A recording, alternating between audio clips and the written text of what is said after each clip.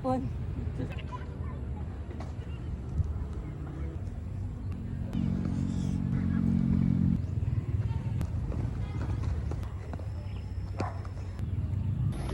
One,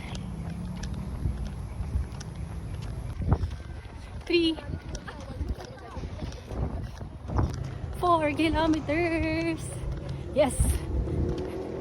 Hanggang saan kaya tayo abot? Ganda ng sunset, oh. 5 kilometers done! Yes naman. Pero ikot pa tayo kasi medyo kaya pa. Let's go. 6 kilometers. 6. Okay na to? 6 kilometers. Bawi na lang ako next day.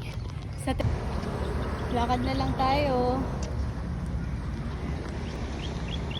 Minsan parang ang sarap din kasing mag-release ng stress through running.